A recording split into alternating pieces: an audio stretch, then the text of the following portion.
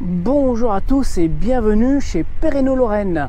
Donc aujourd'hui, nous allons voir comment fonctionne un tracteur gaz et notamment les GNL. Je vous donne aussi quelques recommandations sur les nouveaux GNC et l'ouverture pour l'accessibilité au réservoir. Allez, on regarde tout ça ensemble.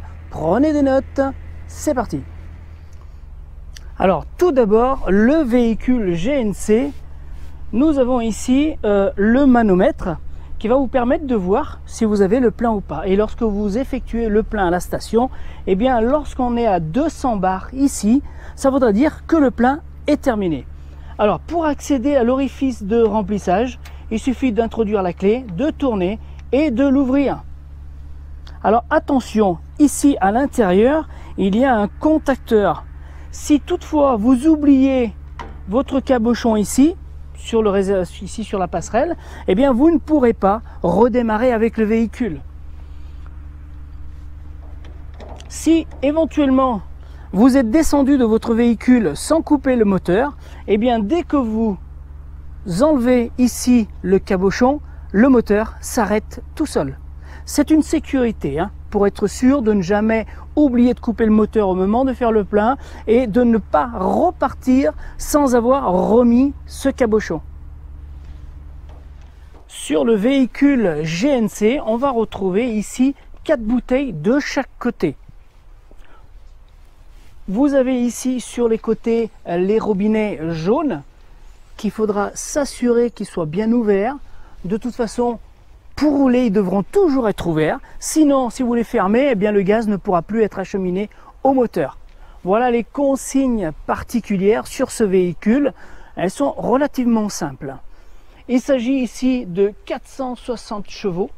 Donc c'est un véhicule qui se conduit comme un véhicule diesel. Il n'y a pas de précaution à prendre. Ça se conduit normalement. Allez, on passe sur le GNL maintenant. Alors, nous sommes ici devant un véhicule GNL. Alors il a aussi 4 bouteilles de GNC, mais vous chez Perreno Lorraine, vous aurez un véhicule avec 2 réservoirs GNL ou avec 4 bouteilles de GNC. Celui-ci GNL, c'est les mêmes configurations. Vous avez ici une canne. Attention, ici à l'embout, il peut y avoir une dépressurisation des réservoirs, puisque cette canne, c'est une soupape de sécurité. Lorsque le réservoir monte en pression, eh bien, il va se dépressuriser à 16 bars par ici. Donc, lorsque vous êtes en train d'atteler une remorque, faites attention au moment où vous passez ici de ne pas avoir une cigarette à la bouche. Sachant qu'ici, c'est auto-inflammable à partir de 600 degrés. Voilà. Donc, soyez attentifs, n'accrochez rien à cette canne pour ne pas l'endommager. Alors, voici à quoi ressemble un réservoir. Ici, nous avons le capot. Alors, on le déverrouille ainsi. Hop. Alors, pour l'entretien de ce capot, il faudra régulièrement mettre un petit coup de soufflette ici pour qu'on soit sûr que ici, eh bien, ça se verrouille correctement.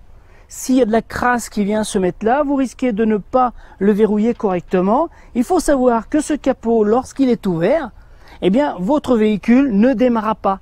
Vous ne pourrez pas démarrer. Mais par contre, s'il s'ouvre en roulant, eh bien, le moteur risque de s'arrêter. C'est pour ça qu'il faut bien entretenir ici le système de façon à ce que cela ne se produise pas.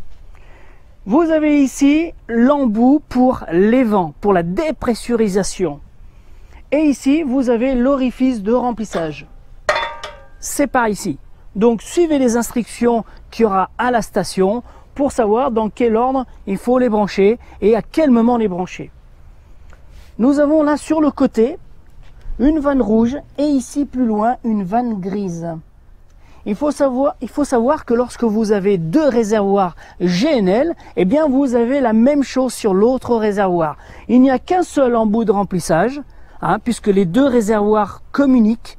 Par contre, vous allez avoir robinet rouge et robinet gris sur l'autre réservoir aussi. Le robinet gris sert à la dépressurisation. Vous allez l'ouvrir au moment d'effectuer le plein et vous allez le fermer lorsque vous aurez terminé le plein.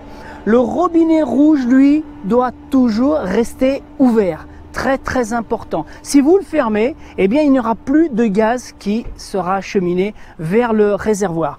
Alors, intégrez la vérification de ces deux robinets lors de la prise de service. Car attention, je vous mets en garde, il y a des petits plaisantins qui ferment les robinets rouges et du coup, vous ne pourrez pas démarrer. Alors attention à ça. Et si vous oubliez de fermer le robinet gris, après le plein, eh bien ce qui va se produire, c'est que vous allez avoir une dégradation au niveau du véhicule. Vous allez être ce qu'on appelle en mode dégradé. Vous allez avoir une perte de puissance puisque ici,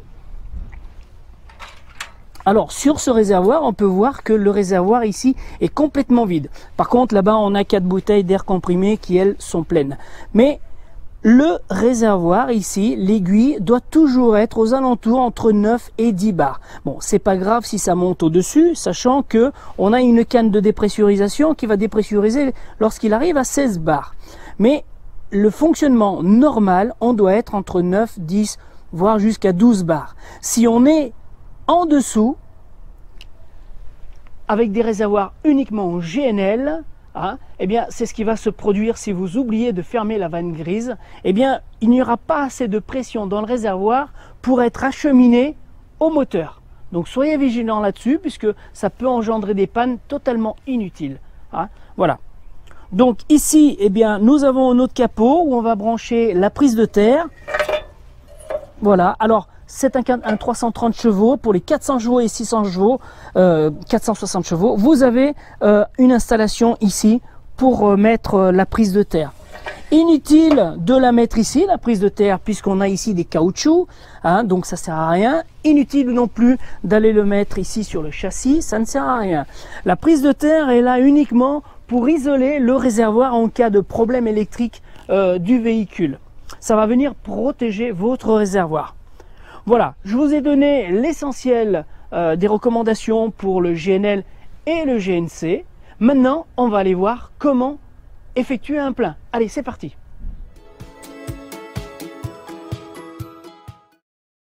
Comment faire le plein de GNL? Positionnez-vous, coupez le moteur et mettre le frein de parc.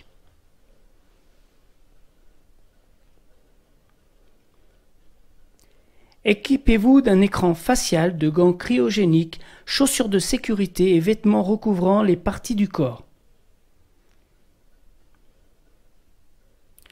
Ouvrez la vanne grise des vents sur les deux réservoirs.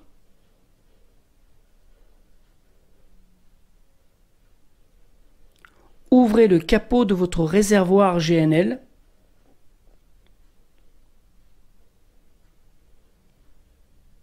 À l'aide de la soufflette, éliminez toute trace de poussière et d'humidité.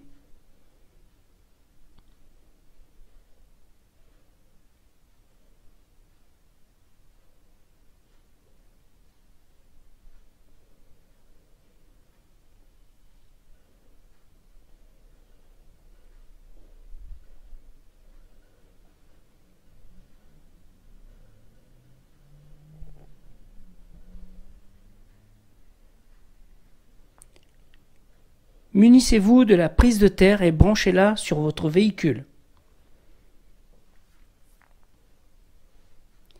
Identifiez-vous à la borne et suivez les instructions.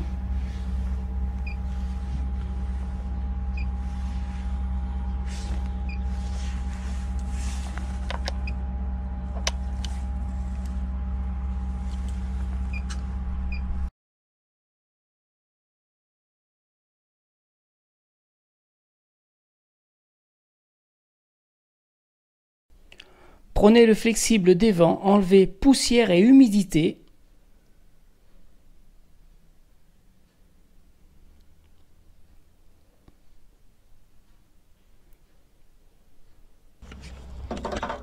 Branchez le flexible de l'évent sur le réservoir.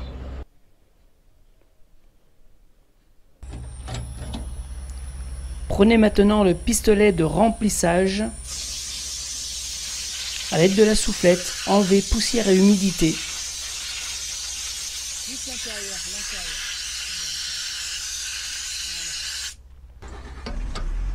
Positionnez le pistolet et engagez-le.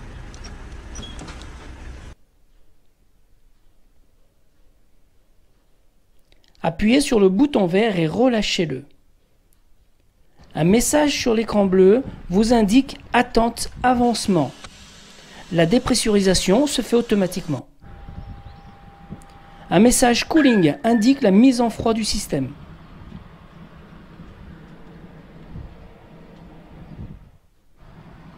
Lorsqu'apparaît le message « Start », appuyez alors sur le bouton vert et restez appuyé.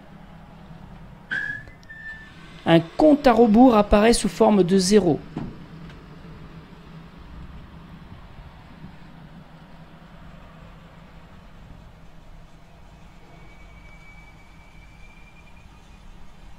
Lorsqu'il reste 2 zéros, relâchez le bouton vert et rappuyez aussitôt pour redémarrer le compte à rebours. Si vous tardez trop, la station s'arrêtera et vous devrez recommencer toute l'opération depuis le début.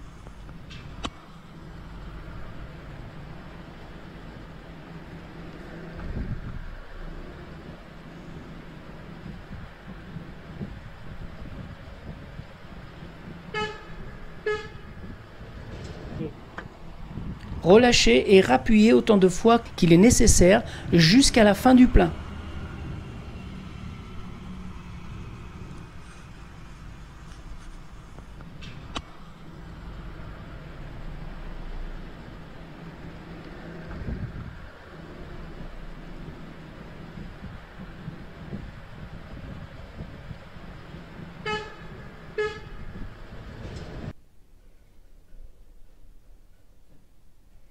Une fois le plein terminé, la station s'arrête. Relâchez le bouton vert et attendez que le compte à rebours sur le petit écran bleu soit terminé.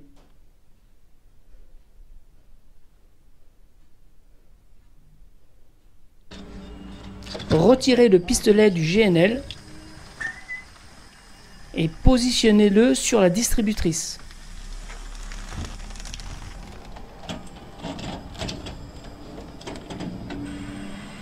C'est bon. Retirez le flexible de l'évent.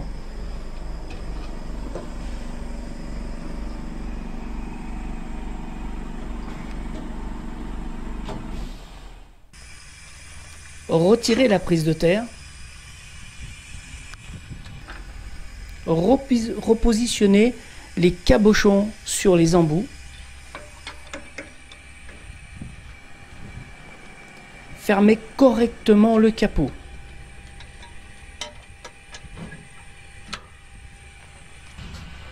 Refermez les deux vannes grises des deux réservoirs. Vous trouverez sur la station des consignes de sécurité un bouton d'arrêt d'urgence sur la distributrice. Vous trouverez également un interphone en cas de problème ainsi qu'un bouton d'arrêt d'urgence.